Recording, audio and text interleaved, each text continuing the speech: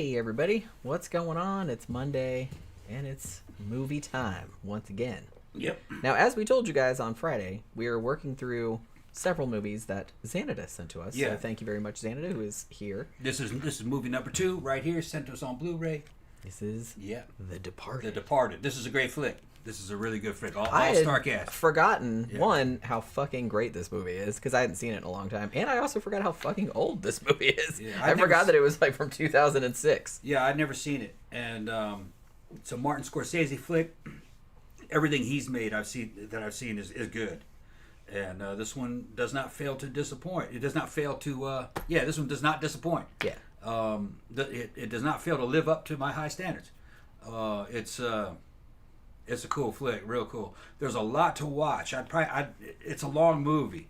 There's a lot of material there, a lot of little stories going and subplots and stuff, or the shit's going on and you're trying to see it from the viewpoint of like 3 or 4 different characters that some of them don't know about each other. It's pretty good. Not real complicated though in terms of plot. It's just kind of the structure's a little weird for me. I'd have to see it again though. It was. But like a lot of his gangster movies are like this. Yeah. And it's takes place in Boston, and it's funny because it mentions a lot of places where I lived. Yeah. Like Somerville, Medford. It mentions Brockton. Yeah. Fucking. We got a friend. Our friend Shauna, who's been on the show. She's from Brockton. And talking about the Eastie and shit, and fucking the boroughs around Boston, and it's pretty true to life. And they shot a lot of it there, although some of Yeah. the interiors and stuff I think they had to shoot in New York City I've told because it was cheaper. it a couple times on other shows when I was living on Winter Hill. I lived at the top of Winter Hill in a 4-story, I think it might have been a 5-story apartment building. It was pretty old, and across the street was a mysterious candy shop that was never open. And I was coming home from the club one time, and the whole road had been blocked off by mysterious motherfuckers in damn suits. You know what I mean? They let me park, but they were watching me, and they were taking fucking filing cabinets out of there using a dolly and loading them into a truck. I know how to fucking do security, be an ex-military. Not but they, sus in the least. They were not. And I was walking towards the dude, and I was slowing down. That main fucking security, the guy was on my standing on the sidewalk. And he just grins. And I'm like, okay, all right, something's up. So I just kept walking, though, because I had to go home, man. Not watching anything. And that was the Winter Hill Gang, Whitey Bulger and his guys. Which is sort of loosely what this is based on. Yeah. But this isn't based on that realistically necessarily, because this is actually, I'm sure most people that are Martin Scorsese fans know this, but this is actually sort of a loose remake of a Hong Kong action film called Infernal Affairs, which came out in 2002. And that one, like, it follows the plot kind of closely, like in the sense of, one person is like a rat in the police department and one person is a rat in the gangster people. Yeah. So it's kind of like that. So it's kind of similar. But they did their own thing by making it based on the Winter Hill Gang, and specifically the character of Frank Costello, who's played by Jack Nicholson in the movie, is loosely based on Whitey Bulger. Yeah. Who was also an FBI informant. I saw those guys. I saw where one of their places was. I checked on Google Earth recently after I talked about it on a show, but it's about a year and a half ago. We were living here when I talked about it last, and that candy store's not there anymore. It's been torn down. There's a house there now. But that was them. And I didn't know fucking Whitey Bulger. You could have shown it to me, I wouldn't know. They were just skeevy dudes in suits smiling. Looking at me like I knew who they were. I don't know who you are, dude. You're just some kind of gangsters. Well, But if he was there, he would have been over there in that candy shop fucking loading them files up or watching. There was guys fucking watching it. And there was guys all different ages. 30 plus. There was those guys. That was them, though. Said something to my neighbor. I said, "There's a dude." He goes, "Oh yeah, that's probably the Winter Hill Gang." Yeah. Well, they were very famous around Boston at that was time. On Winter Hill, the very top of it. That's where I live. Danny Rowling said some scenes in this film with Nicholson gave off the Joker vibes, which is awesome. Yeah. Like when he asked who let this IRA motherfucker in here. Yeah. Yeah, the thing about Jack Nicholson, I think really, this movie seems to have been, I mean, it won Best Picture, it won Best Director, it won Best Editing, it won Best Adapted Screenplay, at the Oscars or whatever. And I think this was actually the first time that Martin Scorsese won a Best Director Oscar, which blows my mind a little bit. And so a lot of people were just kind of like, oh, they're giving him the Lifetime Achievement Award. Because he's done like so many good movies, but he hadn't won. So they're just like, okay, we're going to give it to him this year, whatever. But this also won Best Picture, so. But the thing about it is that really the only criticism of this movie that I've seen is that some people thought Jack Nicholson was a little bit too over the top. And Danny said, well, his Boston accent wasn't that good. It wasn't, but, he probably should have just talked in his regular voice and no one would have thought anything about it. But, let the Boston people do the Boston accents. Like, don't try to do an accent if you can't really do it. You know what I mean? But honestly, it didn't really... I think Jack Nicholson's performance, I think that made him scarier. And actually, Leonardo DiCaprio said that too, because he's like, Jack Nicholson, he largely helped construct that character. Because in the original script, he wasn't as fleshed out. And Jack Nicholson, I think, didn't originally want to do the movie unless they let him put his own spin on the character. So they said that he could. And so he kind of went his own way with it. And he wanted him to come across like more as like just a crazy psychopath, you know what I mean? And he sexed up the character a lot because he's just like always talking about, you know what I mean? He's always like, he's like real crass and he's always talking about fucking all these chicks and stuff like that. Yeah, there's one great scene where he's double dating one girlfriend. He has a white one and he's got a black one. And it shows him back at the pad. And he takes a whole handful of cocaine and throws it on the white one. He says, go ahead and get it. It's awesome. Yeah. It's like, yeah, all right. So that, I don't think any of that was in the original script. That was shit that he wanted to add. But like I said, and Leonardo DiCaprio said that it was specifically really good for him as an actor because he's like, I never was entirely sure what Jack Nicholson was going to do. So you had to be on your toes. And he was saying since Leonardo DiCaprio's character in this, Billy Corrigan, what was it? Not Billy Corrigan, the dude from fucking, but you know what I mean. Billy Costigan. That's what I was gonna say. I was like, not the Smashing Pumpkins guy. Billy Costigan was that his whole thing was he's spoiler alert. He's a cop, but he's infiltrated, this gang. He's a mole. And so he's terrified, like, from day to day that he's going to get found out and, like, fucking shot in the face or tortured or whatever. So it's like that really comes across, like, in all of the scenes with him and Jack Nicholson where Leonardo DiCaprio's sitting there going, what is this motherfucker going to do? You know what I mean? So I think those are really good. The scenes between them are really good and, like, really tense because of that.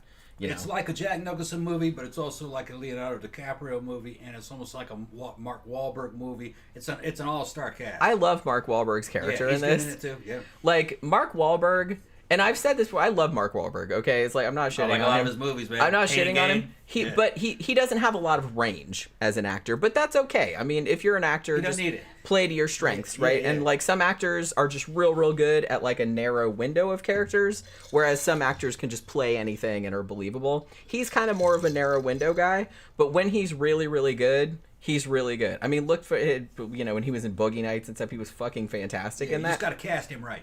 Yeah, and actually, even though this was a little bit of a different character than what he would normally play, because I think he usually is best when he plays kind of dumb people that are in way over their heads.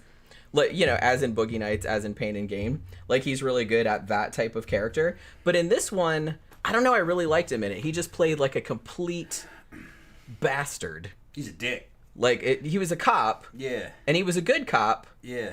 But maybe. Although there are some theories that he might have been a mole too, but I don't think I buy that. He was a dick, but, if you ever did any time in the service in like combat arms units, everybody's a dick. Being a dick is a pastime. And he was a dick in a funny way. Yeah, and he's being a dick to his boss, and his boss being a dick back, talking about who's fucking whose wife, and just shit like that. And that's kind of shit. And their moms and stuff. Yeah, and their moms. That's right out of the Army. Fucking hilarious. Yeah, that's hilarious. And nobody takes it personally. It's all fun and games. It's mental wrestling. Yeah. And to have real thick skin and nothing affects you. That's where Scientology got that. Where Scientology constantly fucking with their cult members, you know what I mean, and to get a reaction. And if you have an emotional reaction, then you're weak. L. Ron Hubbard got that from the service. The Navy was like that. So, but they show there's a scene where Mark Wahlberg and his boss, the boss was the dude that played. It was Martin Sheen. Martin Sheen, that's right. Or he was in. Also, the dude that played Drake in Aliens, the machine gunner. You know, the one that got killed. Fucking he's in it. Yeah. Everybody's in this fucking. I'm in this movie. Yeah. Maybe. I mean, I could. Yeah, I was in it, but you didn't see me. I was in the back. I was in the back. I was also in this movie. Everyone. I was is in the one this that movie. didn't turn. You guys were all in this movie too. Yeah. You don't even know you were in this movie, but you were. Ray Winstone was in. I love Ray Winstone. Although again, I kind of wish, because he's British, I kind of wish that he had just talked in his regular British accent rather than trying to do an American accent, because it came across a little weird. But he doesn't talk a lot in it, so it wasn't really that big of a deal. Yeah, another thing is that what's cool about this flick is that they pointed out some history about the Boston police force, Massachusetts State Police. Now, it might have been the Boston PD too. I think the Boston PD I think they were the ones. It was their uniform that inspired the SS police uniform. There were some German diplomats. They went to Boston. They saw that Boston cop uniform. They go, man, that's badass. Later on, they were contracted like Hugo Boss to make a black reproduction of that. Make some shit like that. And that was so. A lot of times, people fucking think that the Nazis invented this weird shit. No, they were copying most of the time, and they got that uniform design from the Boston police. Well, it's funny because Tom came in and he said that. He's like, oh, and I did know that actually. Yeah. But then I was like, oh, you missed it. You were in the bathroom like very early on in the movie. Like somebody makes a joke about that. Like, wait, look at you like dressed like you're about to invade Poland or something like that. Because I said, so they already acknowledged that and made a joke about it, which I very much appreciated. They have some of the best police uniforms. Their dress uniforms fucking fantastic. It's got lapels on it and shit. It's real practical. It just looks real serious. Here's the thing. Was this movie... It wasn't, I mean, it came out in 2006. It wasn't supposed to be set in 2006, though, was it? Or was it? No, I don't... Well, no, because, they did have 2006 era flip phones. They had flip phones, yeah. I was wondering, because that's what I thought. I was like, this isn't supposed to be, like, in the past or anything like that. Because I thought I read somewhere that it was supposed to be, like, years before. I'm like, they were using modern guns. Yeah, I'm like, that can't be right. Because they all had flip phones and stuff like you would have in 2006. Yeah. So, yeah. It's fucking funny, man. Jack Nicholson's character just uses racial slurs all the time. It doesn't matter what race you are, he's going to slur it. He's in there talking to the Chinese, and he said, no ticking the laundry. Just fucking with him, man. It's fucking funny. Funny as fuck. He's just real crass. Yeah. He's real fucking crass, and he's trying to take it to an art form. But he's like volatile, and like I said, I think that's kind of what made his character scary. Yeah, is because you never entirely knew like how he was going to react to shit, or like what he was going to do exactly. Yeah, because he's joking around doing all this shit and crazy, and then he'll snap. You're not sure whether or not he's really mad or if he's fucking with you. Yeah.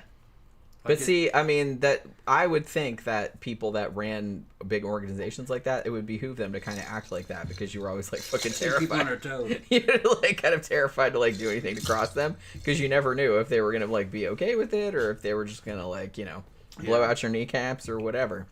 There were a lot of good scenes though, where Leonardo DiCaprio's character is telling him, eventually one of your guys is gonna kill you and take your place. He goes, yeah, I know.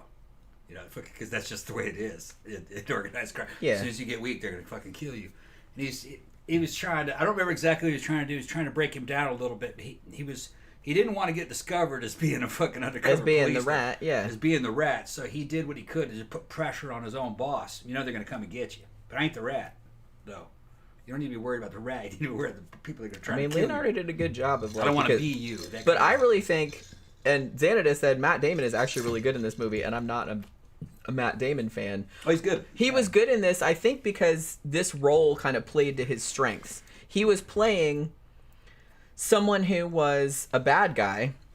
He was in with the gangsters, like he was Frank Costello's contact, but he was pretending to be this upstanding cop. He was like real high up in the police because he was a plant, like they had planted him there. So, he would get all these promotions, and he was just like supposedly this big stickler and by the book. Like he kind of came across like a goody two shoes. I don't know if you caught this, but they also implied that he was impotent. Did you get that? They did it to who? To Matt Damon's character, Sullivan. Yeah. Well, I took it as that he had a failure to perform with that one chick, Because he was under all that fucking stress about getting caught by this being a Maybe. He seemed less concerned about getting caught. But see, that's what I thought was so cool, because the two characters obviously were set up to be mirror images of each other. Mm-hmm. And that's why the editing in this is amazing, by the way. I think that it's Thelma Schoonmaker, I think is how or Schoonmaker. I can't remember how you pronounce it, but she edits most of his movies. Or all of his movies. Is it? I can't remember. But she definitely edited this one. I think she won an Oscar for this. But I really like, and I think Danny pointed out earlier, he's like, I think some people that couldn't follow this movie was because of the editing. It's a little kinetic, but it kind of cuts back and forth between the two of them without really stopping to breathe. And it's a long movie, but it doesn't, to me, it doesn't seem long. Like, because there's always something happening, and it's like always moving on along at a good clip, and you get like so immersed in the character, and there's so much suspense over, you know, if they're going to get caught and all this other kind of shit. And so even though I think that Matt Damon's character and Leonardo DiCaprio's character are set up as mirror images of each other. But see, Leonardo DiCaprio, who is a good guy, he's a cop. Now, he's able to infiltrate. The reason that he was chosen to infiltrate the gangs was because his family were all gangsters. They were all with the crime family, particularly his uncle. So he would have an in. Like, they knew his family, and they would have just assumed. And they made him go to jail and all this other kind of stuff, so he would look legit. These are all Irish-American gangs. Yeah, it's Irish mob. Yeah, it's not Italian. Yeah, there's Italian mob is not really in this. There's like one scene with them in it, but that's about it. Like, they mentioned them a couple times, but that's about it. This is Irish mob.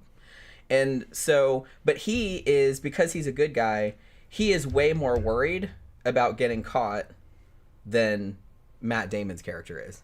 Because I feel like Matt Damon, and maybe you're right, maybe the whole thing about him, and it was subtle, like the way that they kind of implied like him being impotent and everything like that, but it's like maybe that was kind of just saying that was his one little crack, or like one little weakness, because other than that, he came across as like pretty cool and smooth. Yeah. You know what I mean? Like, he had his shit together. Because I feel like maybe he had less to fear.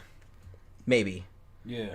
I mean, because I don't think, based on what the girl had said, and my knowledge of the fucking subject itself, I don't think he was habitually that way. He was just having a problem at that time. Well, they did kind of, I was watching like a breakdown of it, and they were kind of saying that maybe they were kind of contrasting his character as being sort of asexual against Jack Nicholson's character being hypersexual. Well, they might have been just trying to say this guy's hypersexual because of his confidence level, and he just feels indestructible. You know what I mean? He said because that character that played by Jack Nicholson was saying that he could do all this shit, he could get fucking unlimited pussy, whatever, and he didn't even want it anymore. He really didn't care. Well, he said he didn't need it. He just liked it. He just liked it. That's what he said. So he wasn't under any pressure. The Matt Damon character, he was under pressure. He's fucking working, and he's fucking fearing for his life. Yeah. So I think they were just trying to say that he didn't quite have the confidence. He wasn't comfortable in the environment. But as I said, fear of failure. Yeah, but he came across as much more together than Leonardo DiCaprio's character, who was clearly like losing his shit. Yeah, because he was like terrified that he was going to get found out because because he was thrust into a situation where he had to do shit like murder people and shit, and he couldn't say anything. Right. You know, had to kill innocent people and stuff like that, and he couldn't say anything or he'd get caught. So it was really starting to fuck him up. And that's why he started going to, Vera Farmiga's character, the psychiatrist. In the original movie, I haven't seen the original movie. Actually, the original movie spawned, I believe, 2 sequels, a prequel, and a TV series. That's how popular it was in China. But in the original movie, I think that there were 2 separate characters, like 2 separate female characters. Like one that was the psychiatrist and then another love interest person for like the other. But in this movie, they combined both of them into a single character, which I think was, I want to say that was maybe slightly unbelievable that she would end up, essentially, again, spoiler alert, like sleeping with both of them. Yeah. You know what I mean? But I guess it's what I don't know. It didn't really bother me while I was watching it, but then like afterward, I was just kind of like, well, would that really happen? I'm nervous. But like I said, it's just a movie, so I wasn't really worried about it. But yeah, but that's why, because originally in the original movie, that was 2 separate characters, and they just combined it into one character. I liked this one better than the Jimmy Hoffa movie. The Irishman? Yeah. I think I did too. I really liked The Irishman. This one was better. But I think this one was better. Yeah. I do definitely think this one was better. Well, because this one had, I guess because this one is like a fictional story. Yes, it's sort of loosely some of the characters are based on real people, but it's a fictional story. But so I think they had more leeway, whereas The Irishman was kind of based on real shit. So that, you know, you're kind of constrained because you can't go too far, you can't go too crazy. You know what I mean? But this one you could kind of be creative with it and shit like that. I think this one too had a lot more tension and a lot more suspense because you really did, particularly for Leonardo DiCaprio's character, because you really started, like, over the course of the movie, you really started, like, freaking out for him, like, because he was losing it. Like, he was really scared that he was going to get killed, and as, you know, as the mob started thinking, hey, there was a rat in here, and they maybe started suspecting it was him, and he was trying to get them to think that it wasn't him, and all this other kind of crap, it was just kind of like, you really started to, like, feel for him. I didn't feel as much for Matt Damon's character because, like I said, he might have been fucked up too, I'm sure he was, but I think he had more recourse if something went sideways. Because look, if they found out that he was the rat, you know, he could just call up Costello and be like, hey, get me the fuck out of this, because, you know, there was corruption everywhere. They even find out at the end of the movie that there was another rat other than him, like another gangster, like in the police department. So it's like he had a way out. He wouldn't necessarily go to jail or anything like that, because look at all the shit Costello did, and he was still walking around free. And he was also, they found out later, an FBI informant. Yeah, Xánada was saying that Whitey Bulger was an FBI informant. That's what I mean. So they based that on him. Like, he was also... Thing is Bulger was more than that.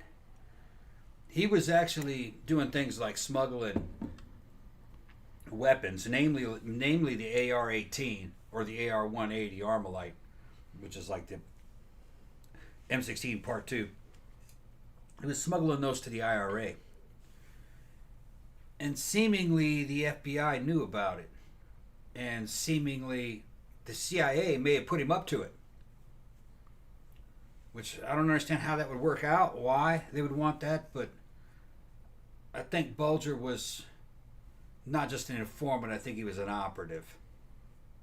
Now, one of the dudes that ended up being like... he was a big, powerful DA in Massachusetts. He was a friend of his, and he ended up becoming a Fed in the Justice Department. I forgot which one it was. Whitey Bulger was a friend of his, and he was like in charge of the fucking Justice Department for a while. And they were like personal friends. Evidently, doing gangster shit or doing different sides of special intelligence operations or something. I think Bulger was more kind of like an intelligence mercenary for CIA. We should probably do a show about him one of these days. He was kind of... He wasn't just a gangster. He's more than that. And I also seem to remember that he was suspected in some serial killer type shit. Yeah. Torturing and killing some women. Yeah. Sexually. I don't know. Well, there was one in particular that I remember. That woman that they found out on... That woman that they thought was an extra in Jaws. Yeah. Lady of the Dunes? Yeah. Yeah. Did they ever identify her? I have to look that up again. But yeah, he was suspected in that, but I don't think they ever proved that he was involved. But he was one of the suspects, for Kind of sure. out of character for a guy like that, but there's no telling. Usually a serial killer, that's all he is. That's all he's going to do. Yeah, they're not usually gangsters on the side. Yeah, they're not gangsters on the side. I mean, it's not impossible, and but usually, unusual. It would be usually unusual. gangsters have good relationships with women. They're not fucking, you know, they don't kill women unless there's a reason. You know what I mean? It's usually some kind of business, you know. So they tend to be, you know, popular with women. Just say. Yeah, but hold on. Yeah, Mango says the original film this is based on, Infernal Affairs, is really worth watching. Yeah, I've seen clips of it. It does look really good, and I probably should get around to it one of these days. Like I said, they actually made it into a trilogy, and I think they also made a prequel of it as well. But they changed... I don't know if they changed a great deal, but the idea of it is similar. Danny says the theater dildo scene was funny as fuck. Yeah, that was really hilarious. good. That whole porn theater hilarious. scene was like really funny. Jack Nicholson. with the fucking. He had a black dildo too. Like, yeah. Big one. Pretend like he was jerking it. And waving it at Matt Damon's face. Yeah. That was pretty awesome. Yeah, and then he was sexually experimental. Fucking, he was open. He didn't. He thought all that shit was funny. Yeah. Yeah. Yeah. Xánada said, let me see. This movie is not very violent for a gangster flick. It does have only at the end bursts of violence. Yeah. But it's not. There were a couple scenes that were kind of like, whoa, like the one where he was where Leonardo DiCaprio was like smashing in that Italian mobster's face with the pole or whatever, like in the convenience store. That was kind of fucked up. Well, it's not really called for in the story. Violence isn't always called for. It's funny too because this is one. It's not the top echelon movie, but it's one of the movies that uses fuck more than any other movie. Yeah. Which is hilarious because when I was I kind of knew that going in because I had heard that here and there. But while we were watching it, it didn't occur to me that anybody was saying it any more than normal. I guess because we swear so much, it doesn't really register. I guess now the more I think about it, this is the Jack Nicholson movie. It's got fucking great supporting cast, but he is kind of the centerpiece of this movie. Yeah, kind of. Like somebody said earlier, I think it might have been Xánada, said that this might have been Jack Nicholson's last great role. Because he might have retired not too long after this. You don't see him in stuff that much anymore. But, he's getting older and everything like that. But he's way old now. Yeah, he's super old. Yeah. Now, he was basically old in The Shining. Well, yeah. He's one of those dudes that's kind of always looked like an old man. Because if you see him, even like back in the Roger Corman movie, which he was in, that was called The Terror, I think. Yeah. And he was in the original Little Shop of Horrors from the 60s. Mm-hmm. And if you see him in that, like he's clearly younger, but he's still, it's the receding hairline is why. It just made him look younger. Or made him look older, rather. One Flew Over the Cuckoo's Nest, I still think one of his best. I love that fucking movie. Yeah. Book is great too if you've never read it. But yeah, so I don't think Jack Nicholson, I guess I don't know if he was the first choice for that role. I think that they wanted De Niro, but I don't think they wanted De Niro for that role. I think they wanted him for the Martin Sheen role. Yeah. But he turned it down because he was directing another movie and he didn't want to do it. Now, initially, Brad Pitt, amazingly, was the guy that secured the rights to the Chinese movie. Because he wanted to do because he has a production company too. I think it's called Plan B. And he was initially going to play the Matt Damon character. Yeah. But then when they cast DiCaprio, he was like, I think somebody younger should play the Sullivan role. Because he's like, I want them to be more similar in age. And at that point, Brad Pitt was about 10 or 11 years older than Leonardo DiCaprio. Yeah. So they said, well, we want somebody, Brad Pitt said that. He said, I'll just produce it. I'm not going to be in it because I'm too old.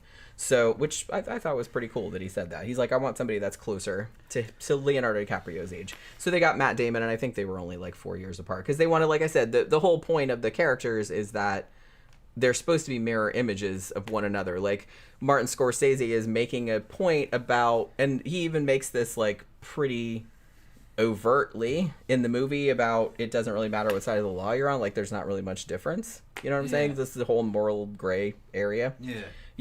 So one of them being a good guy pretending to be a bad guy, and the other one a bad guy pretending to be a good guy, and then they're trying to like find each other out. So they wanted them to be similar looking and similar in age.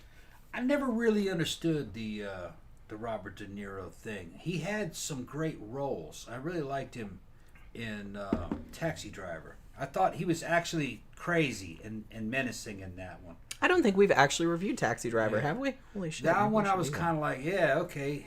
I see what people kind of see in him. He's fucking psycho. He kind of pulls it off, and then he becomes, in a weird way, a hero at the end of that one. It's just kind of a weird movie. I liked it. I haven't seen it in a long time. Yeah, it's been a while since I've seen it. I remember thinking that was his best one. Now, they had the other one. Wasn't he in Goodfellas? I thought he was great in Goodfellas. Yeah. And he was good in, I think, Casino, I think was the other one he was in. I fucking love Casino. We just reviewed that one not too long ago, actually. But he always kind of... Oh, and Cape Fear, Xánada points out. Yeah, he's fucking great in that. He's fucking great in Cape Fear. He's great in that. That's a remake, but still. Yeah. It's a great remake. I forgot about that one. But yeah, he's very powerful in Cape Fear, the way he comes off. But there's something about, like, when he's playing a role like something out of Cape Fear and something like out of Taxi Driver, even though he's much harder in Cape Fear, he comes off as being more physically threatening. And he's not a big guy. You know, I think he's my size. I think he might be about 5'6". And he's not real jacked or anything. It's somebody's face and his delivery. He made kind of, when he was doing a gangster role, he played more of an executive level gangster, not so much, you know, a torpedo type guy. Yeah, that was a little more believable. But I don't really understand the attraction all the time. You know, he's, well, like a lot of actors, he's good in certain types of roles and not so good in others. I mean, I've liked him. I mean, Xánada points out De Niro was, Mango points out that he was really great as Lucifer in Angel Heart. Which I love that movie. He got fat for that role. I think it's really underrated. But like he played like the devil essentially. Yeah, he got fat for that role. Remember but that is also a good movie. Yeah, he's eating the hard-boiled eggs. Yeah, that's pretty good. Danny says, I just got The Changeling on DVD, and it's quite obvious the film The Others was a little bit inspired by that film. Oh, big time. Yeah. We still haven't reviewed The Others, but Others is good. I fucking love The Others. Yeah, real good. And it's not the one about the twin boys. Oh, it's not that one? That's The Other. Oh, The Other. The Others was a ghost story with Nicole Kidman that came out in the 2000s. I've seen that one. The one about the twin boys was fucking creepy too, man, back in the 70s. Oh, that book is fantastic also. Thomas Tryon. If you've never read the book is also called The Others. Thomas Tryon also read another book called Harvest Home, which for real is one of the scariest things I've ever read. It was so fucking insidious. It was a folk horror. It's fucking great. They made like a TV movie version of it, but it wasn't really that good. But the book is fucking fantastic. The book scared the fucking crap out of me. But yeah, I think he used to be an actor. He was in Thomas Tryon. He was in some movies back in the 50s. I think he might have been in I Married a Monster from Outer Space, if I'm remembering that correctly. He played the alien, but he was actually an author. I don't think he wrote a fuck ton of books, but I read The Others and I read Harvest Home, and those two are fucking fantastic. Harvest Home is one of my favorite horror novels of all time. I wish they'd make a good movie of it, but they still haven't so far. But yeah, Mango says, I watched Witches of Eastwick the other week. He steals that movie. Jack Nicholson, by the way. Yeah, Jack Nicholson. Again, he plays the devil in that movie. I kind of love that movie. I just have like a soft spot for it. It's a lot different than the book. The book was by John Updike, and I read the book several times. There's a whole other character named Jenny in the book that the older witches kill because she's younger and prettier than them, and he's like wanting to marry her. So they took all of that out of the movie, I guess, because they wanted to make them more sympathetic, I suppose. But yeah, in the book they were a lot more eviler. Yeah. But I think I liked the movie slightly better. Just the movie was more lighthearted. The book was like a lot more like a super like dark comedy. No doubt, man. Nicholson's a legend. Oh yeah. I mean, no doubt. He did a great Joker, too. Well, yeah. And I don't think he's not as over the top as the Joker in this movie. There's some, but you can tell he's kind of channeling of that a little bit, just in the sense of him being like super unpredictable. Yeah. But I think that comes across. Like I said, I think the only criticism of this movie that I ever saw, because this is a pretty universally beloved movie, I feel like, not universally because nothing is, but you know what I mean. Like 99% of people like really love this movie. But that's really the only slight criticism I saw, that people were like, well, I thought Jack Nicholson was a little bit over the top. You know, the scene where he's, you know, talking to Leonardo DiCaprio over breakfast, and he's just sitting there with the severed hand, like in the bag, just very calmly taking the wedding ring off it and like shit like that. I don't know. I thought that was fucking hilarious. Nicholson was great in Mars Attacks too. People, you know, he has 2 roles in that one. I love Mars Attacks. I can remember, and he was good in that. He played the president and the guy trying to buy the casino. Mm-hmm. Yeah. You made me laugh, and I spit my rum out. Yeah. Now I gotta here. Hand me that thing over there. I can't quite reach it. Yeah, he made me laugh, and I was just like spit my rum out. See, that's what happened. I'm getting my shit all wet. Getting my computer all wet. Getting some rum and coke on there. Yeah, Xana said I fucking loved Mars Attacks. Yeah, it's not. I mean, Mars Attacks is shit, man. I love that fucking movie. You can watch that many times. You can watch it, but you never get bored with that one. I mean, there's just so much going on. Everybody's a stereotype. It's so fun. Everybody's a stereotype, and everybody believes in some shit that isn't true. The only people that are actually true, that are accurate in the movie, are the Martians. And the Martians don't give a shit, man. Well, that's what's so great about the movie is that the humans in it are like not sympathetic at all. So you're just kind of like the everybody's dumb. Yeah, like the aliens get there and you're just kind of like, yeah, just wipe them all out. It's fine. You know what I mean? Which I think is like really funny. So Xánada wanted to know what you thought about the ending of The Departed, where pretty much everyone gets shot. Yeah, spoiler alert. Yeah, pretty much everyone gets shot. Everybody kills each other. I had forgotten. Well, because like I said, I saw this movie, but a very long time ago, so I didn't remember anything that happened in it. So I'm watching it, and like the end part where, spoiler alert, Leonardo DiCaprio comes out the fucking elevator and just gets fucking shot in the head. I was like, what? I forgot all about that. Holy shit. Like, everybody gets fucking shot. And Matt Damon shows up and goes, and facing his fucking face was fucking a gun. He goes, oh, okay, all right. Then he also for a second, you think he's not going to get shot, but the dude goes, nah, she's the pow. Yeah, Matt Damon liked it. Yeah. Well, because for a while, you think, oh, Matt Damon, who was, again, the gangster character that was embedded in the cops, but nobody suspected, really, that he was the rat. So it's like, that motherfucker, he's going to get away with everything. But then, no, Mark Wahlberg is there in the apartment, and he says, nay, I am going to wipe your ass out. I guess it was because, like I said, there's a lot of theories swirling about this. Some people say, oh, it's because Mark Wahlberg's character, whose name was Dignam, something like that, that he was also a rat. I don't believe that. I think he just did that because Matt Damon's character got Queenan, Martin Sheen's character, killed by essentially like throwing him under the bus. I think he's the rat. Like, follow him. And then he also, like, so all the cops followed him, and then he also called Costello's gang and said where he was going to be. And they threw him off a fucking roof, right? So he got Queenan killed, and, Mark Wahlberg was, like, really, as much of an asshole as he was very, very loyal to his boss, who was Queenan. So I think he was mad when he found out that Matt Damon had thrown Queenan under the bus and gotten him killed. And so he's like, I'm going to take this motherfucker out, and because I'm a cop, I'm going to get away with it. Now, he was on administrative leave, I believe. He didn't get fired, did he? I think he just got 2 weeks suspension. So I don't know how he's going to explain that. The one thing they didn't wrap up, I mean, I'm just going to kind of assume. But, Leonardo DiCaprio's character gets killed too, right? Now, and then you think Matt Damon's is going to get away with it, but then he doesn't. Like, he gets shot also. And then Frank Costello, Jack Nicholson's character, he's also got shot because Matt Damon shot him.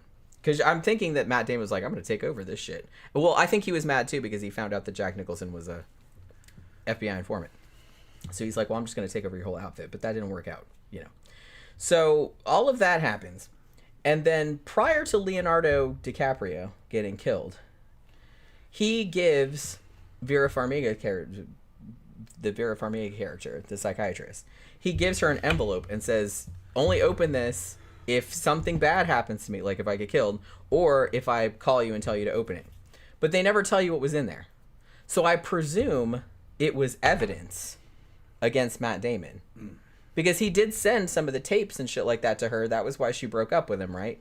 But I assume that he had like more solid evidence. It's like, hey, if something happens to me, like give this to the proper authorities, so that even if Matt Damon is dead by that point, then nobody will think he's like Lil Miss Perfect, like fucking awesome cop or anything like that. They're going to know he was a gangster plant this whole time. So I'm assuming that's what it was, but they never really wrapped that up. So I don't know, but I'm assuming that's what it was. Speaking of gangsters, me and Jen, we're getting a gangster car. I'm looking at 2 fucking Cadillacs, man. One's a 2009 fucking STS. It looks mint. Fucking doesn't have all. It's a cool looking car, actually. Man, it's fucking mint. All right, and it's got 150,000 miles on it, but you can get a lot of miles on them. I looked under the hood. This shit's so fucking clean. It's not even funny. It's in my price range. I can probably get it for $6.5, I think.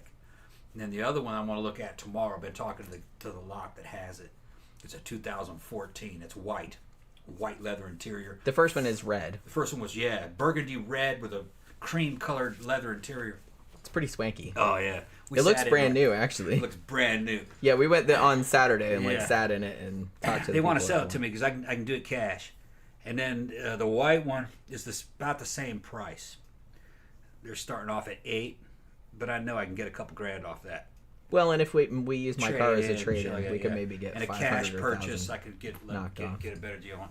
2014, fully fucking loaded. Got the sunroof. Fucking deluxe navigation package, all the fucking internet and Bluetooth connections and just everything. The other one was a little bit more of a base model, I think. I wasn't able to turn it on, so the screen didn't come up. But they're just fucking... I was doing research. I was thinking, man, I bet your repairs are a lot on these things. I went and looked to see how much an alternator cost. It wasn't any more than a good Ford. The batteries were expensive because it runs a big battery. It's a $300 battery. For a good one, about $300. But most of the parts seem to be on par with other cars. And they have a pretty good reliability rating. So as long as they're not thrashed, you know, you can get 300,000 miles on one of those things. You take care of it. Yeah, go tomorrow and look at that shit. I'm gonna go look at the white one. We've looked at the red one. We went last Saturday because it's the car lot that we saw it at is on the way to Ichiban, the Chinese buffet. I saw that thing sitting in there for so we kept seeing it, and I was just kind of, that looks like a nice car, and it looks like it's not that expensive. Sticker on the window said 7995 on it. I'm going like, I can get that one. Turned out that was one of the only ones that they could sell for the cash. Most of the other ones you had to finance them. Yeah. Those lots make money off selling financing package, not cars. That's not where the profit is. But that was one that they could sell for cash. Because I'm going to just pay for it, buy it outright. And the thing is for the same price, I can get a 2014 with only 140,000 miles and white. And here in Florida, red does not last long. That's the only thing. I prefer a red car. Yeah. But we don't really have room in the garage to park it. Yeah, I got motorcycles in there and another car. Yeah, so there's other shit in there, so it's like we don't really have room to park it. So it's like if you park a red car out on your driveway, it's gonna like that you're gonna have a bad time. That's all. Yeah. So it's not, the red's not gonna last long. White lasts a lot better. And what I'll do is I'll get a cover because we don't drive all that often. That's a good idea. And I'll just put it in the trunk. Yeah. And just cover the car. And that saves a lot of problems too, because we've had some break-ins because they don't have the guards at the gates anymore. They got gates, but they're don't tell everyone that. What's that? Don't tell everyone that. All these people in the chat will come and I got that deluxe break alarm. Into our if house. I hear that alarm coming, I'll be coming with an AR-15. I'll catch you down and then just bring you in the house. Yeah. And then cut you up and make soup out of you. Yeah. We don't call the cops around here. This is fucking Florida. Feed you to the cat. This is Florida. This is a rich neighborhood. We don't call the cops. Okay. And it's kind of rural too. So yeah. Right. Yeah. No one would hear anything. Yeah. They don't care. They're shooting and all they the probably fucking... They're shooting all the time in here. They're fucking shooting AR-15s and AKs and fucking sniper rifles. And once that was at the old house, heard somebody shooting a suppressed submachine gun. Yeah. Because all that's legal here if you got the right licensing. And you can usually hear it from, like, because there's shooting ranges and shit like that all around here, or like woods where you can shoot, and like you can hear it from here. Yeah, I ain't scared. And I understand all the investigative techniques, and I know everything about response time, and I've trained cops and soldiers and shit like that. I'm not scared. You come come steal from me, you're taking your life in your hands, and probably your family's life's in your hands, because I'm going to go through your wallet, find out where you came from. Well, don't blame the family. They didn't call that shit. Although I kept saying we did have some, even though this is like a nice neighborhood, we did have some car break-ins in this neighborhood. They were kids though. It was just a bunch of teenagers though. Yeah. And honestly, I'm just kind of like, that's the one nice thing about me having like a super shitty car. I'm just like, they don't want that shit. I'm like, even if you did, like, take it. It's insured. In my experience, if it's covered, they just pass it. Right. Because it's like they don't see it. They can't see it, and they don't want to take the cover off it. Well, yeah, because that would be really obvious. That's an extra step. Like, people would be like, hey, what the fuck are you kids doing? Right. Taking a cover off a car. If you got a good alarm, the alarm will sound. Right. And, this house overwatches the driveway. I got 4 fucking windows I can pop out. No, 1, 2, 3, 4 windows I can pop out of. Yeah, you can see the driveway from these windows and from my dressing room windows next door. Like, you can see right out on the driveway. Yeah. And the windows over there in the gym. You can also see the front yard on the driveway. So, let's see. They were talking about Mars attacks. And then, Xánada said Matt Damon's character... Oh, and I didn't even notice this. Xánada says Matt Damon's character as a kid was holding groceries at the beginning. Because remember, Frank Costello was, like, getting him into the thing. And then he's holding them at the end, like when he gets shot. I'm just like, I didn't even realize that. See, that's your man. In case y'all didn't know, Mars Attacks, the visuals and a lot of the ideas and some of the scenes came out of a 1950s collector's card set for kids. I think it might have been called Mars Attacks. And man, Yeah, it they're wasn't- fucking spooky. I don't think it was related to a particular like No. intellectual property at the No, time. They it was were just all completely made up. Yeah, completely made up. So it was It's just what the based trading on cards like are. trading cards. You can see them like that you got online. with gum and shit. Just look at Mars Attacks trading cards. Yeah, they're cool. Fucking spooky, man. Fucking little girl in bed with her cat and a fucking Martian coming in and frying both of them. The cat's catching on fire and the girl's screaming and shit. That was all post World War II shit, man. Those dudes were hardcore back then. They're fucking burning whole the Martians burning whole fucking herds of cattle. Which they I remember showed that that. in the movie. Yeah, that was in the movie. That was showed that. right from the card. Yeah, and they pretty on the much artwork. They pretty much look just like they did in the cards. Yep. Pretty much. Yeah, because Tim Burton really liked those Yeah. cards, They're real grim. and yeah, Very, very grim. so he actually Burning kids up and replicated like a burning lot of people. the artwork from those cards, Yeah. like in the movie. It looks like something out of the Japanese Pacific War. A lot of flamethrower actions. Except it was ray guns. Yeah. They did do some gruesome shit back. Well, because like Yeah. look at all the EC comics back then. You know what I Yeah. mean? Like Tales from the Crypt and stuff like that. They Yeah. were pretty like gory. Eerie and creepy. Yeah, and like little kids were reading those. Yeah, I was reading Eerie And I was, creepy. you know, it's like their parents didn't love it, but you know what I mean. That's how kind of parents do. Yeah. Also, Xánada said, and I had forgotten about this. Matt Damon had deleted his files that said DiCaprio was a cop before they met on that rooftop. That's right. That's right. So there was that. So how would that play out then? Because he was able to go in there and like say he just deleted all record of him. So even if his girlfriend did come out and say, hey, you know, I have proof of this and that, I don't know, maybe it wouldn't have mattered. But he did like, yeah, delete his identity pretty much. Which kind of like is something because Leonardo DiCaprio, his character, like all he wanted was his identity back. Because he had been undercover for so long and he was starting to like lose his shit, like I said. So he was just kind of like, he wanted his identity back. So I guess that was significant that Matt Damon like deleted his identity, or at least like his cop identity. You know what I mean? Danny says black CTS Cadillacs look like the Batmobile first gen. Anyway. Yeah. Mango says I'm gonna have to go back and rewatch The Departed now. I've got so many new Blu-rays to get through at the moment. Yeah.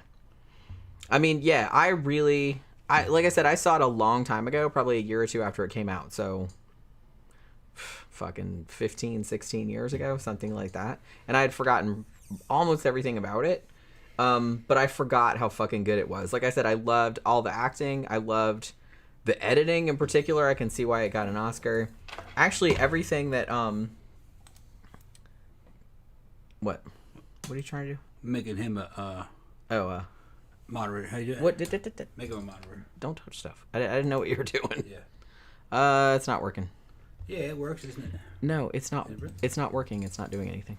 Normally, it's supposed to work, but it doesn't do anything. I'll have to go in later and do it. Saturday, I was trying to make you a moderator. Yeah, it's not doing anything though Good. for whatever reason. I thought I used to have the. The dots. Maybe you can do it. Normally, I'd be able to do it, but it's not. For some reason, it's not working. It must be glitching out. Must be glitching out. There's little dots there. I know that.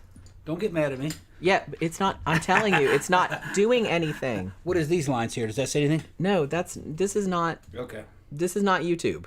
All right. I can figure it out. Okay. I'm telling you, it's not doing anything. Well, part of it is we're down at the bottom, right? Okay. That's if you want to add a message. Where did it go? See, it's not doing anything. That's what I keep telling you. He doesn't believe me. Here we go. No, that's not doing anything either. Yeah, why is that not working? Because it's glitching out. That's why. Ain't that That's something? what I was trying Let's to tell shut you. it. If I shut No. it, Okay. Shut it and then open it back up. No, it's not. It's just not working. Okay. I can do it later. Okay. Just don't fuck with things because I don't know what's gonna happen. It's just not working. You know, it's just not working. Right. This I don't know if it's just because I need to update this program or I don't really know what the deal is, but it hasn't really been working. You know what I mean? Like shit that's supposed to work, it's not working. Not all the function. It doesn't have full functionality. Yeah, that's what I mean. You click on stuff like it's like, hey, you can do this thing, but you click on it, it doesn't do anything. Okay. You know, so I'm kind of used to it. I Let me thought see. I used to have the ability here. I thought you did too, but I don't know It's if you not can. there anymore. Yeah, Xánada said red cars are statistically more likely to get pulled over. Yeah, go with weight. Well, here we only care about does the color fade and is it hot? And yeah, that's why it's why a lot of people don't have black cars here, just because you'll die. You'll die. Florida's it's like an oven. White cars and silver cars. That's what you want. I mean, you see other colors too, but you know what I mean. Those are all garage kept cars, though. Yeah, like I said, we don't really have room in the garage to put another car. I can work something out though. Yeah, we can maybe. Maybe we can move some stuff around or take some shit out. I had to get rid of all those damn shelves. Yeah. And go with a system that hangs from the wall.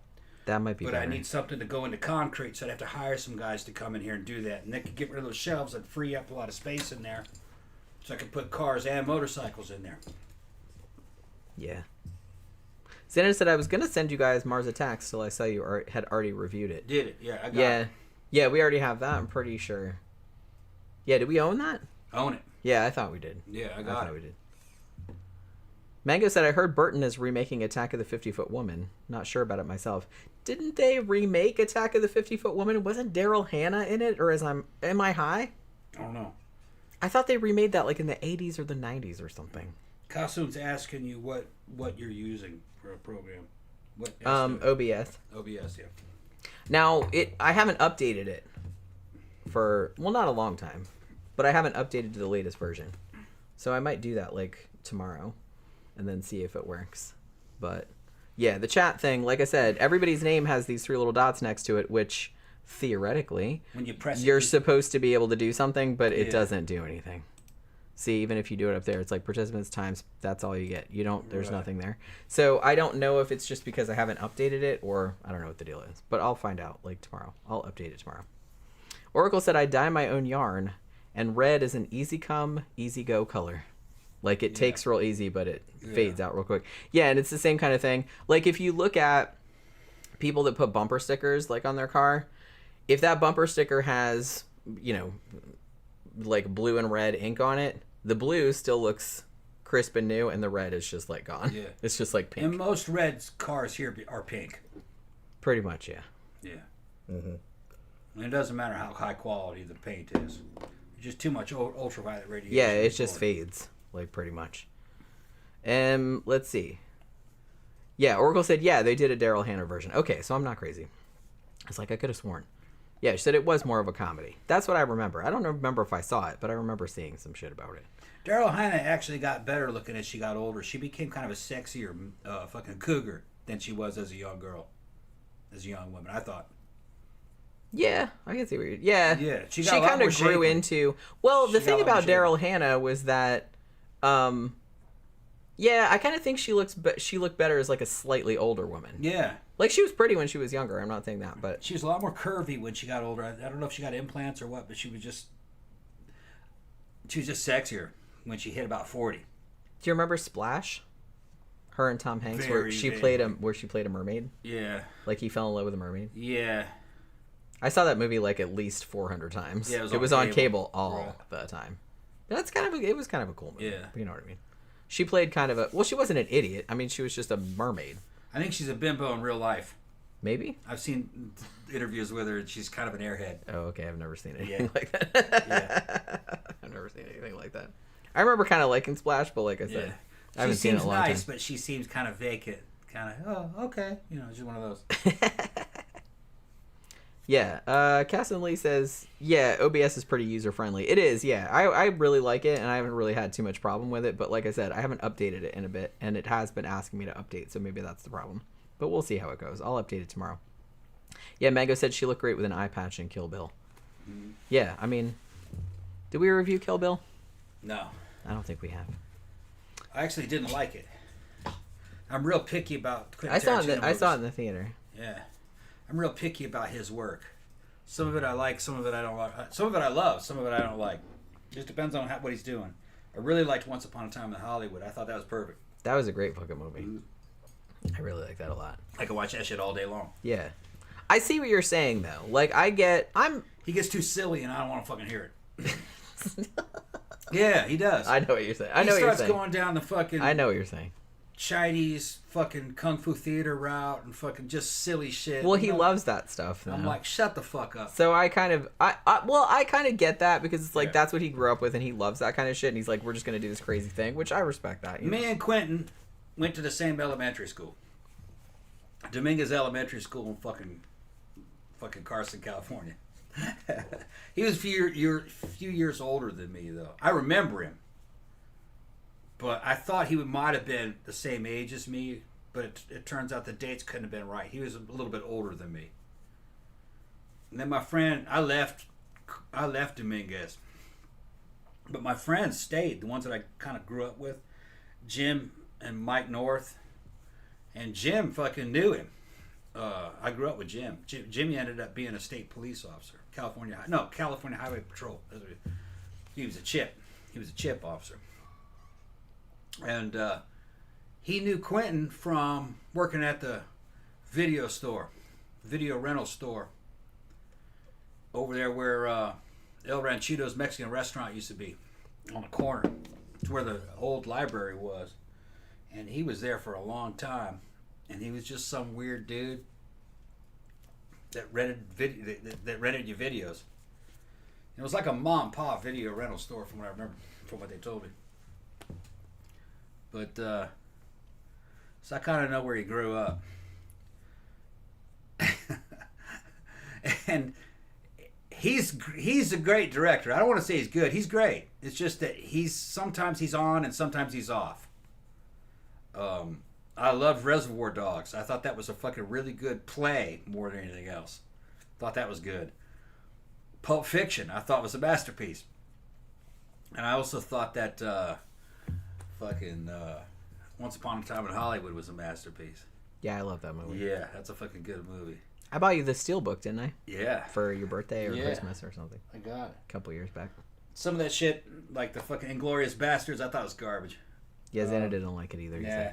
Fucking the one with Russell in it, where he played the bad guy. That was pretty good. Yeah. What was that called? The one where they were all at the They were crashing cars into each other and shit. Oh, Death Proof. What's it called? Death Proof. Death Proof. Yeah. That was the one. Well, that was initially yeah. him and Rodriguez that did. That's pretty good. That was like the two. I like that one. Movies, yeah. Getting all into his foot fetish. He's foot fetishy motherfucker. With his feet. Everybody's got their own thing. You know what I mean? Okay. You have a shoe fetish, so you can't. I like shoes. Yeah. You can't really complain. I like feet, but feet are second to shoes. He likes feet in shoes. Yeah. Whereas Tarantino just likes feet. Shoes. Yeah, he likes shoes that are like super uncomfortable. Yeah, they look like they'll hurt that you. Look like really. They look like they're uncomfortable as a woman. They look like they'd be uncomfortable if they stepped on me. yeah. For some reason, it sounds like. You gotta look weaponized. Yeah, weaponized shoes. Yeah. Is it Kaysen Lee or Casson Lee? I'm not really sure if I'm pronouncing your name correctly, so please forgive me. You guys into David Lynch movies, bitch? Yeah. I am totally into David Lynch movies. David Lynch is my favorite director. And Mulholland Drive is probably my favorite movie of all time. Or at least in my top 3. I've watched that movie 4 million times. I did a review on it by myself. I think you were out of town. And I was like, ooh, I'm going to do like a deep dive into Mulholland Drive, bitch. Because I'm like super obsessed with that movie. But yeah, I love fucking David Lynch. All of his movies. I keep meaning to do, because I bought the whole fucking Twin Peaks thing. You know what I mean? The whole box set that had the... all the seasons of the show and like the new season that was on Showtime, I think. And I think it had Twin Peaks Firewalk with Me, like the movie and everything. And I was going to do like a whole video of that, but I still haven't got around to it yet, because that's like a lot of hours of television that I need to sit and watch. And I just haven't had time to do it yet. Even though I bought it like 2 years ago, I still haven't had time to like sit and do it. But you know what I mean? At least I had time to like finish up the next 6 episodes of Night Gallery, because I've been doing Night Gallery over at my Scare Salon show, and I'm just slowly going through like 6 episodes at a time. So I got the whole script written for season 2, episodes 7 through 12. So that'll be the next one I'm recording. So that should go up sometime this week. Probably. I don't know if I'm going to have time to do it tomorrow, but it'll be up on Thursday or Saturday, probably, I'm thinking. But I was just glad I got all of that done. Xana said, my brother loves Once Upon a Time in Hollywood, so I need to see it. Yeah, it's like a hangout movie. Like, it's real long, but it's a good hangout movie. Yeah, and I said before, I'm going to reiterate, Tarantino is a great director, but I think he's off when he's off from me. But when he's doing that off shit, he's trying to accomplish something else. He's trying to do some style that he saw or whatever, and it's not really for me. So some of his shit I think is fucking great. Other ones is just a miss for me. But for other people, they love it. Like they really liked Kill Bill. I didn't like Kill Bill. I liked Kill Bill. Yeah, I saw it in the theater. It's a kung fu movie. He's trying to do a kung fu movie. I like kung fu movies though. Yeah, but I want my kung fu movies to be Chinese. Yeah, I got you. That's fair. That's fair enough. Yeah. Yeah, Hateful Eight was the one you were talking about. Hateful Eight. I loved the Hateful Eight. I thought it was very good. I thought that was. I loved Jennifer Jason Leigh. Yeah. Hateful Eight was real good. I love her anyway. Yeah, he's on, but it's not. I'm not saying I don't like some. The reason why I don't like some of his movies because I don't like some of the genres he chooses to do. Right. So it's not so much the movie. If you like that genre, then you'd like it. But I don't like that genre. Him doing that genre. But Hateful Eight, I thought was fucking great. Yeah, that was a lot of fun. Especially there's a longer cut I saw that I thought was even fucking better. Yeah, we reviewed that not too long ago. I'm pretty sure we watched like the longer cut. Yeah, Mango said he loves Uma's feet. Yeah. Yeah. She has weird ass feet. Well, they're weird feet, but they're kind of like cool feet. I can see why he's into them. They them. were weird. They were just kind of thin. They're just long and thin. Yeah. Which some people have that. I prefer a foot that's kind of like short, fucking cute, fucking baby feet. I don't like that big long hamster. Not like feet. actual baby feet. Hamster feet. You know, like long hamster feet. Like a hamster foot. Nah. Wait, you like my little feet? You got little baby feet. I have little baby feet. They're slightly flat footed though, just a little bit. They are they are flat footed. Yeah. But they are little. Yeah, that's a southern thing. A lot of southern girls are just a little bit. I've always been flat footed. A little bit flat. You're not fully flat footed though. No, but just like mostly flat footed. Yeah. I noticed that when I was a little kid. Yeah. But like I said, I never really thought about it until you brought it up, I think. And then I was like, oh, okay. Yeah, I didn't realize that was weird. Yeah. What's more common in Caucasians is to have a fucking really aggressive arch. No, I don't have that. Yeah. I have super flat feet. Yeah. And they're very small. Like, I think I only wear... I could, depending on the shoe, I can sometimes wear a size 6. Yeah. But I usually wear a size 7. Yeah, Kason Lee says, Mulholland Drive is so freaking great. It blew my mind. Yeah, I could watch it over and over and over again. And I've read entire, like, essays about the shit, like, because there's all kind of, like, essays about it. I fucking love it. Xánada saying he need to see the Dead Zone. Dude, you haven't even seen any fucking Cronenberg flicks, and now you're going on about Dead Zone. Oh, that's right. Yeah, Xánada. Oh, yeah. So he told me that. Yeah. And I was just kind of like, ooh, if I'm new to Cronenberg, he's seen The Fly. because I love David Cronenberg, so Fly I'm sitting there. Really count. I mean, it does, but that's his most mainstream movie. That was the one that got him the most mainstream acceptance before or since. So I'm like, if I was new to Cronenberg, like, how would I start? I would probably start with Videodrome because that's his most iconic. Then The Brood. And then probably The Brood. Yeah. Maybe Dead Ringers. Nah. If you're, I mean, that's more psychological horror. Yeah. Videodrome. He did, and he did the Dead Zone too. But like I said, that doesn't quite count because it's a Stephen King adaptation, story, so it's not like his usual thing. Yeah. But you know what I mean. And I would recommend like saving his older shit, like Shivers and stuff like that, like for later. But probably like his 80s stuff. Yeah. Scanners is good too, but it's just kind of like it's. Oh, I forgot about Scanners. Yeah, that was 81. I would see Videodrome, Brood, and the Scanners. Yeah. Man. Don't worry about Scanners too. That's not Cronenberg. And it wasn't pile of shit. It wasn't good. Just yeah. I mean, the Dead Zone with the one with Christopher Walken is a great movie. But I think if you're watching it, being familiar with Cronenberg's work, I don't know if you'd necessarily know that was a Cronenberg flick. Because it's a Stephen King adaptation. Yeah. It's one of the best Stephen King adaptations ever. It's a great fucking movie. But it's not super Cronenbergian. You know, that's all I'm saying. He made some weirder shit later, like he made...